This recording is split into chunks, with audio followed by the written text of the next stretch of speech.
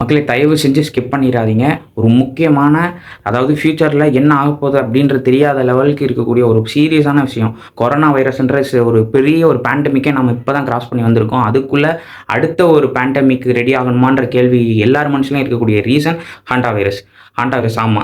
இந்த வைரஸ் கிட்டத்தட்ட பல மடங்கு அதாவது கொரோனாவெலாம் ஒரு மேட்டரே இல்ல அப்படின்னு சொல்ற லெவலுக்கு பல மடங்கு இது ஹாண்டா வைரஸ் உங்களுக்கு அஃபெக்ட் பண்ணிருச்சு அப்படின்னா கன்ஃபார்ம் டெத் அப்படின்ற ஒரு சீரியஸான ஒரு விஷயமா வந்து இப்போ போய்கிட்டு இருக்கு. எதனால அப்படின்னா ஒரு வயசான கப்பிள்ஸ் அதாவது அர்ஜென்டினாவில் சேர்ந்த 2 கப்பிள் வந்து அவங்க வீட்டில் வந்து அதாவது அவங்க ஹஸ்பண்ட் வந்து வீட்டில் இருக்கக்கூடிய எலிகளோட கழிவுகளை இதை வந்து சுத்தம் பண்ணிட்டு இருந்திருக்காரு. ஸோ அதில் எப்படியோ அவருக்கு பரவி இருக்கு. பட் அவருக்கு தெரியல. அந்த 2 கப்பலுமே வெளியில் ட்ராவல் பண்ணுறதுக்கு ஷிப்பில் போயிட்டு இருக்காங்க.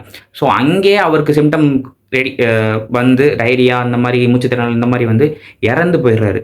ஏப்ரல் 11ஆம் தேதி இறந்தே போயிடுறாரு. ஸோ அதுக்கப்புறம் 10 நாள்லேயே அவங்க ஒய்ஃபும் இறந்து போயிடுறாங்க. ஸோ அதுக்கப்புறம் தான் அவங்களுக்கு நிறைய பேருக்கு தெரிய வருது என்ன அப்படின்னா இது ஹாண்டா வைரஸ்லேயே கிட்டத்தட்ட 38 வேரியன்ட் அதாவது நம்ம கொரோனா வைரஸ்லேயே பார்த்துருப்போம் நிறைய வேரியன்ட் சொல்லியிருப்பாங்க.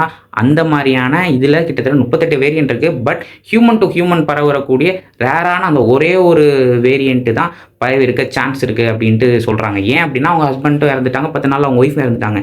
இதில் முக்கியமாக நம்ம பார்க்க வேண்டியது என்ன அப்படின்னா அதுக்கு முன்னாடியே அதாவது இவர் இறந்துக்கிறதுக்கு முன்னாடியே அந்த ஷிப்பில் ட்ராவல் பண்ண நிறையா பேர் வந்து அவங்கவுங்க கண்ட்ரிக்கு போய் சேர்ந்துருக்காங்க. இன்க்ளூடிங் இந்தியா, சிங்கப்பூர் அந்த மாதிரியான பல நாடுகளுக்கு அதுக்கு முன்னாடியே நிறையா பேசஞ்சர்ஸ் போயிருக்காங்க.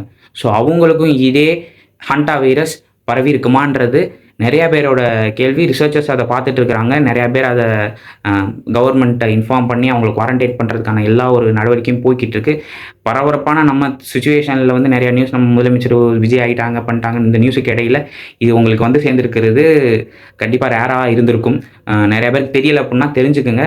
சேஃபாக இருங்க, எதுக்கும் ரெடியாக இருந்துக்குங்கன்றது தான் இப்போ இருக்கிறவோட நிலைமை. இதை பார்க்குறப்போ எதுக்கும் தயாராக இருந்துக்க அப்படின்ற மாதிரியான ஒரு சுச்சுவேஷன் போய்கிட்டு இருக்கு. பி சேஃப், எல்லாரும் சேஃபாக இருக்கணும், ரெடியாக இருந்துக்குங்க. க்ரௌடாக பார்த்தீங்கன்னா மாஸ்க் போட்டுக்குங்க பெட்டர்.